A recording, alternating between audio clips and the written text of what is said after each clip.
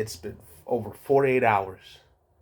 It has sunk in, but I'm still just over the moon. Over the moon is an understatement. The Packers, we made it. We made it. We made it to the big dance, and I'm just so overjoyed right now. Now, before I continue with the Packers, I have to talk about Week 18 chronologically.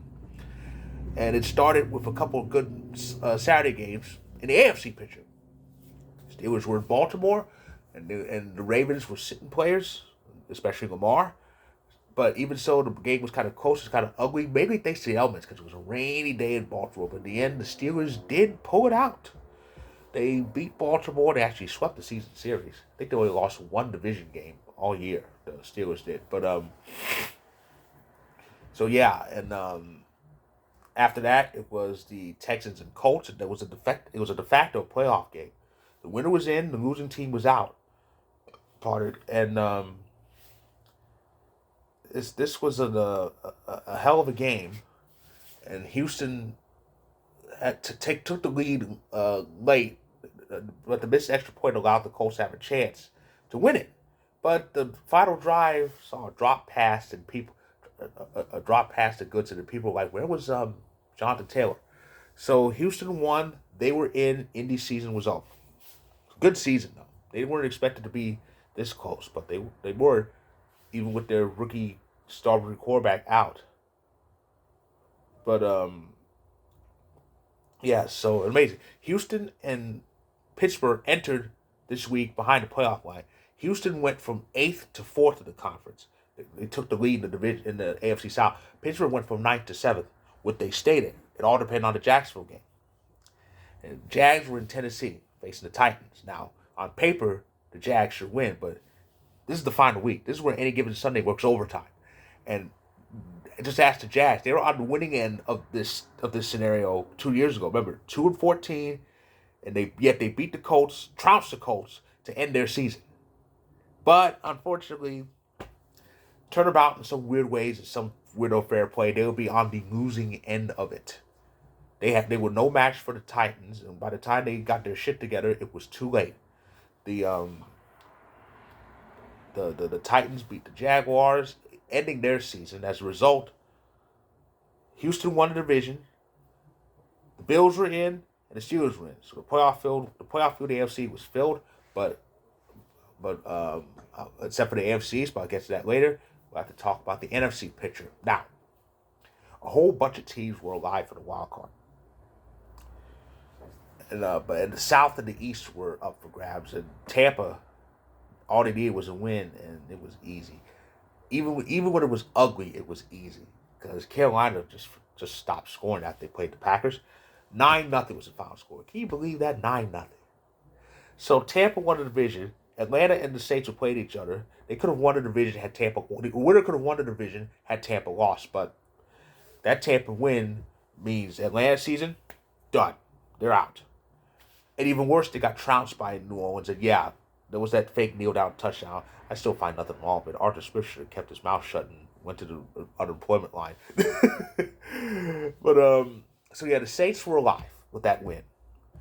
And the Vikings entered the need of a miracle, but because Tampa and the Saints both won, the Viking season was over. And they got trounced in Detroit. So on to the late window. The NFC East was settled, and Dallas, all they did was a win, and they just completely trounced the Commanders, though they didn't really have to do it because Philly was busy tripping over themselves. Eagles, what are you doing? You were 10-1. You've only won one game since then. You keep losing, and losing. They lost games they had.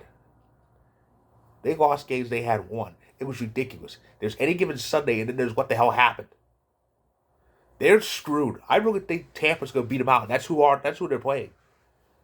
I mean, the joke is, well, they lost the division, but they get to play whoever wins that South. Yeah, Tampa might beat them the way the Eagles are playing. I'm dead serious. But it's bad. So the East was settled. Now there was one spot left overall. It was between us, the Saints, and the Seahawks. Now, the Saints actually moved above the playoff line with their win. They were 7th. We were 8th. Seattle was 9th. but we controlled our own destiny. We controlled our own destiny. Saints, Seattle needed to win and us to lose. Saints got their win, but they were hoping that the Bears and the Cardinals would pull it out. Neither happened. But our game, we were the winning end team. And it was ugly and short and low scoring and didn't have a lot of penalties. But we pulled it out. 17-9.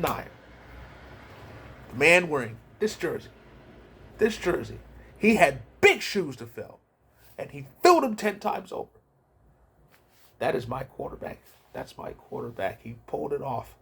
A 4,000-yard season, second in touchdown passes behind Dak Prescott. And we are in the playoffs. He did it. I'm so happy that man is our quarterback. So, with that win, the Saints were done. The Seahawks beat the Cards, but they were done. And all that was left was the AFC East. And like I said, the winner was in. A tie gives it to Miami. And seeding could have been determined because a tie would keep Detroit. A tie would keep Pittsburgh at number 7. A Buffalo win would keep Pittsburgh number 7. I keep wanting to say Detroit. a Pittsburgh number 7 with a Buffalo win, but if Miami won, Buffalo moved down to 7, and they would actually play each other again wildcard weekend in Miami. So Buffalo would stay in Miami. Had the Dolphins won, the Dolphins didn't win though. They took the ball away from Josh Allen, but they couldn't capitalize on it. And after they scored those 14 points, they completely disappeared. Buffalo did just enough to survive, and they won the division again. They won 21-14 to take the East. They should not have won this game. They really shouldn't. So, yeah, the 2023 regular season is over. It was a great season. Very great season. It was a great year for me as fantasy football this year. This is my 6th year doing fantasy football, and this is about the best year I've ever had. I had 6 teams. My worst team finished 4th. I had 1 third place team, 3 second place teams, and 1 champion. It was amazing. Everything worked out for me that year, and I had 5 of my teams got medals. It was amazing.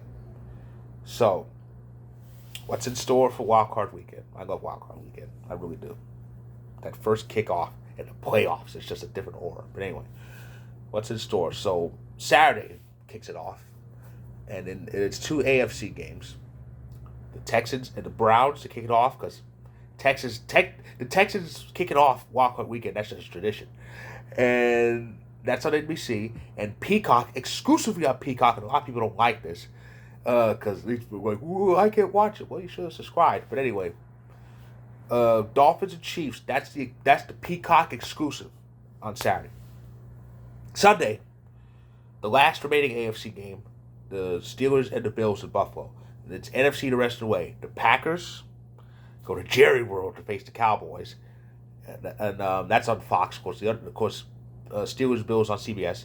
And on NBC, it's the Rams and Lions on primetime on Sunday. And then the Monday game is Eagles and Bucks on the ESPN.